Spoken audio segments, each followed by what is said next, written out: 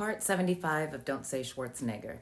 In this part, I'm going to talk about the very final week of our civil trial in 2021 when somebody attempted to blackmail me for a schmex tape that I did not consent to. Okay, so I don't want to go through the whole story detail for detail because I already told it in part 49, where I went out in 2019 and I happened to bump into the Drizzes violating probation again. They were in a bar and they were drinking alcohol, and you can't do those two things when you're on felony probation. So I got photos of them, I got videos of them ordering the drinks, paying for the drinks, drinking the drinks, holding the drinks inside of a bar. This is like ironclad evidence. They saw the person I was with. They saw his car get pulled up in valet. They saw his plates, and they left the hotel the second they noticed that their picture was taken, violating probation. I ended up getting home that night around 2 a.m. I had the person I was with drop me off at my brother's because I was like, Matt and I need to talk about this. Our night is over. So I went to my brother's. I get home around 2 a.m., go to bed. My landlord just happened to come to my house at like 6 a.m. the next morning, super early, and my car was parked out front. She was the first person to see it, so that we had a window. Like, somebody took a crowbar to the front of my car and just wailed the crap out of the front of my car sometime between 2 a.m. and 6 a.m. that morning. About 2-3 days later is when I found out about it, because I get agoraphobic sometimes, so I didn't leave the house until that Sunday or Monday night. And when I did leave the house, and that's when I saw it, and then I talked to my landlord, and we figured out when the window was that somebody came that night, just a few hours after this picture was taken. And I went to the guy's house who I was with when this all happened, and it was a guy that I was dating at the time. And oh God, I went to his house, and remember, they saw his license plate and his car when he pulled out of the hotel that night. So, I mean, I always knew they knew where I lived, but it's not very hard to figure out where he lives if you have his license plate and you know people, you know the right people.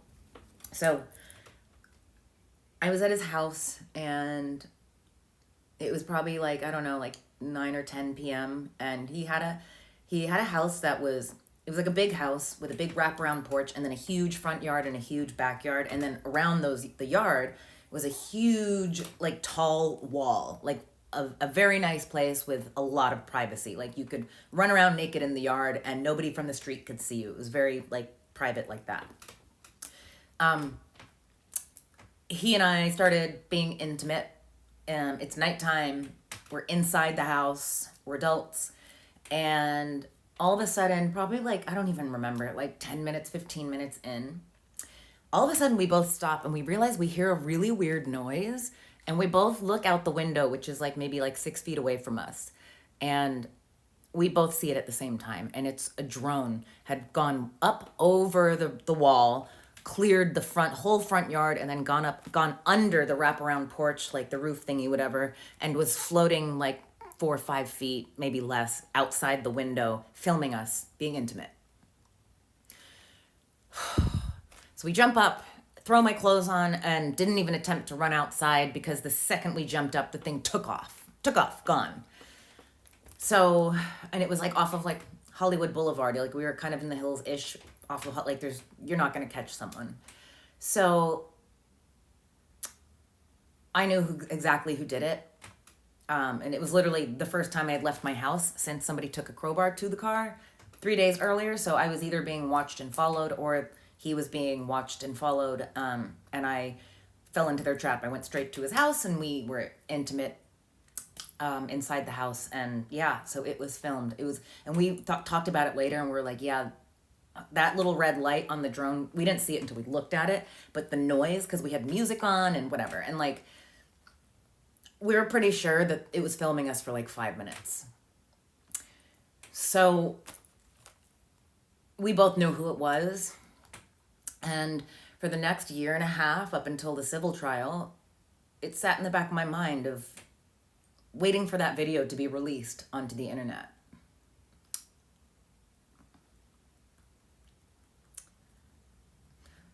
just waiting for it, you know?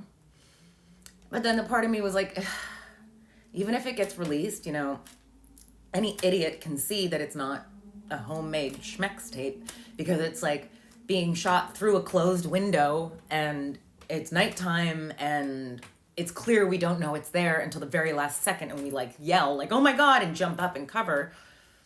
So at least like there's that. But still, like I was waiting for it to just be released onto the internet one day.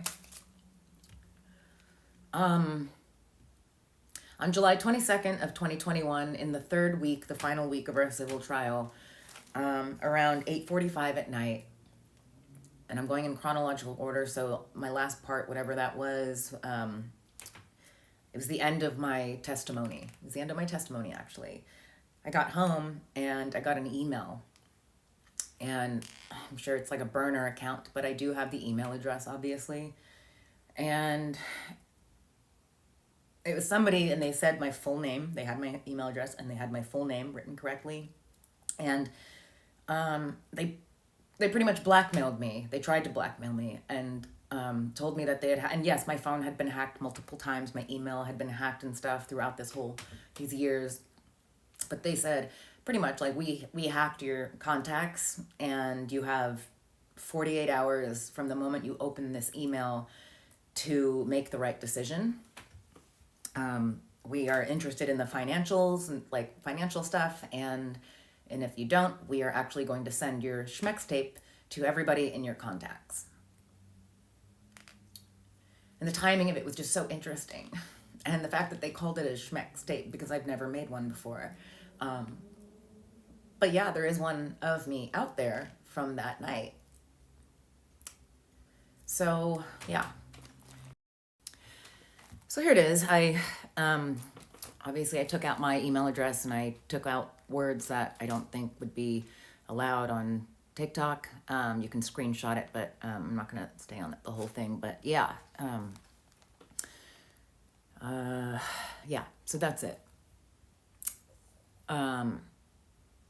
What I got from it was that they had finally decided to use the tape that they took of me and were hoping that I was terrified enough to pull out of the trial, take the lawsuit off the table, and fear that they would retaliate by releasing that tape.